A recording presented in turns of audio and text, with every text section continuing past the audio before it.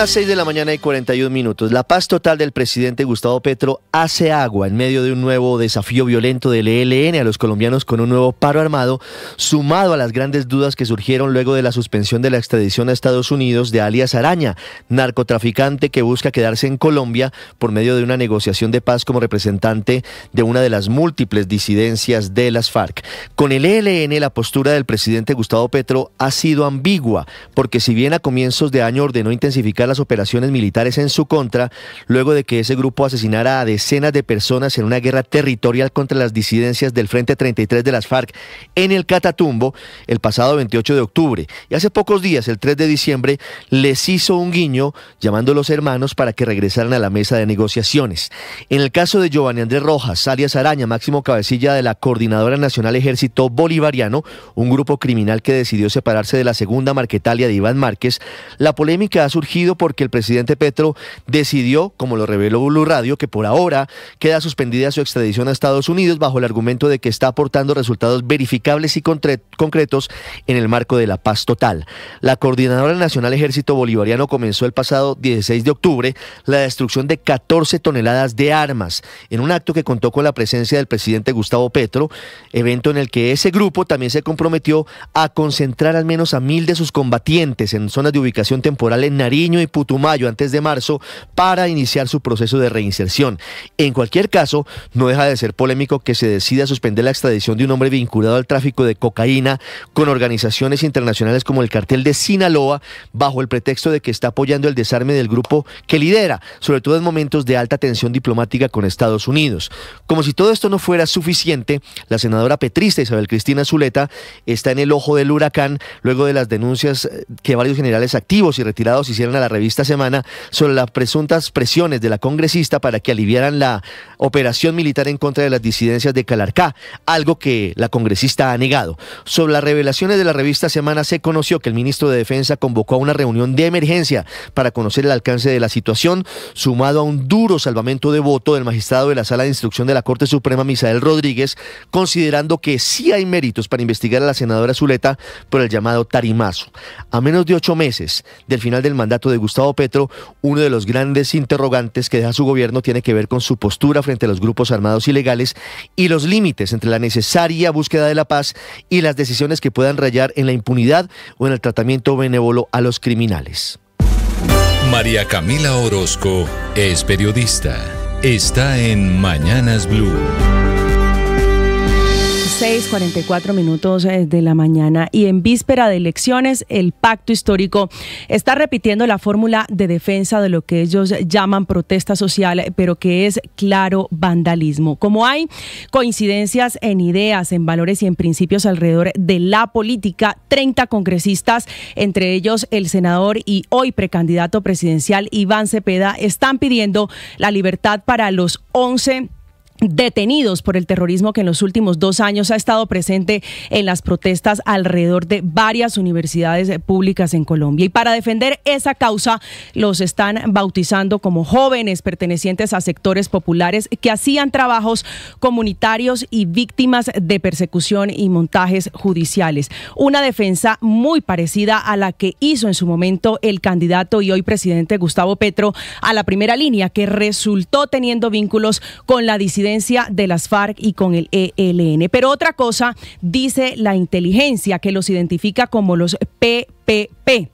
La Brigada Clandestina por el Pueblo y para el Pueblo, una red de desestabilización urbana que tiene el apoyo del ELN y que delinque desde las universidades públicas como en Bogotá, en Cali, en Medellín y en Bucaramanga. Son 11 los capturados a quienes les incautaron carnet falsos de universidades, armas, municiones, explosivos e insumos como gasolina para fabricar explosivos improvisados. Son los responsables de convocar y organizar el vandalismo, por ejemplo, en 28 oportunidades en Bogotá.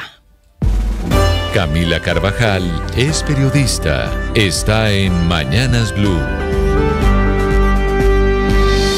6 de la mañana, 46 minutos. Las decisiones de la Corte Constitucional se tienen que cumplir y como el ministro de Salud, Guillermo Alfonso Jaramillo, no lo ha hecho, el alto tribunal le abrió un incidente de desacato y compulsó copias a la Fiscalía, la Procuraduría y la Contraloría por negarse a actualizar, ajustar y subir la UPC, unidad de pago por capitación, un incremento que debe hacerse con base técnica. Aunque la Corte no dice de cuánto debe ser, dice que debe hacerse cumpliendo con los criterios técnicos para saber exactamente cuánta plata necesita este sistema. La UPC, que es el monto que el Estado le paga anualmente a las EPS por cada uno de sus afiliados. Pero el ministro, como piensan todos en el gobierno, cree que la UPC es una bolsa que se la roban las EPS y por eso se niega a subir el porcentaje. Pero ese no es solo un reclamo que hacen en el sistema de salud, es una orden de la Corte que declaró que el valor dedicado para la UPC en 2024,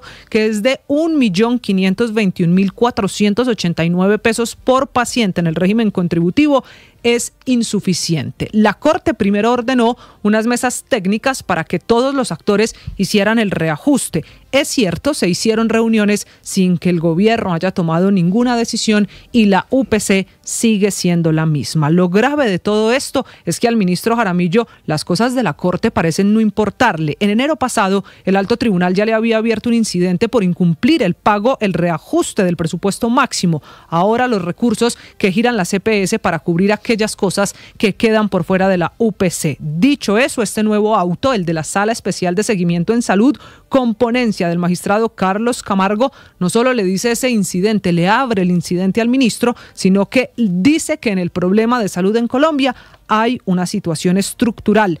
Ministro, no olvide que el desacato de la Corte trae sanciones de arresto hasta por 6 meses o una multa hasta de 20 salarios mínimos mensuales. Paola Ochoa es periodista. Está en Mañanas Blue. 6 de la mañana, 48 minutos, y hoy vence el primer plazo para concertar el aumento del salario mínimo para el próximo año. Últimas horas que mantienen en vilo la atención en la mesa de concertación salarial en medio de una distancia insalvable, prácticamente imposible de cerrar entre trabajadores y empresarios, con los sindicatos llevando una propuesta del 16% que elevaría el salario mínimo a 1.651.260 pesos y con los gremios empresariales ofreciendo un incremento del 7% que lo dejaría en 1.523.145 pesos para el año entrante. 9 puntos de diferencia, 128.000 pesos de distancia que hacen muy difícil cualquier acuerdo en la mesa de concertación laboral y salarial, que si llegara a seguir las recomendaciones técnicas debería tener en cuenta una inflación del 5.3% y una productividad del 0.91%, un piso del 6.21% sobre el cual los empresarios basan su propuesta del 7%, sumándole, claro, unos punticos adicionales. No obstante, las centrales obreras hacen caso omiso de esas recomendaciones técnicas y no se mueven de un incremento del 16%, entre otras teniendo en cuenta que el ministro de Trabajo, Antonio Sanguino, les prometió un buen regalo de Navidad que es exclusivo de unos pocos, 2.400.000 colombianos que ganan el salario mínimo en el país y que cada vez son menos. De hecho, recordemos que el año pasado 1.300.000 colombianos dejaron de ganarse ese salario mínimo y pasaron a engrosar las cifras de los que ganan por debajo de esa cifra. 11.380.000 colombianos que ganan hoy menos, por debajo de un salario mínimo, dentro de un gran total de 13 millones de colombianos que trabajan en la informalidad y que no se benefician en nada, ni en lo más mínimo, de un aumento del salario mínimo, que tal y como van las cosas, sacará por decreto el presidente Gustavo Petro en cualquier momento antes del 30 de diciembre. Estás escuchando Blue Radio.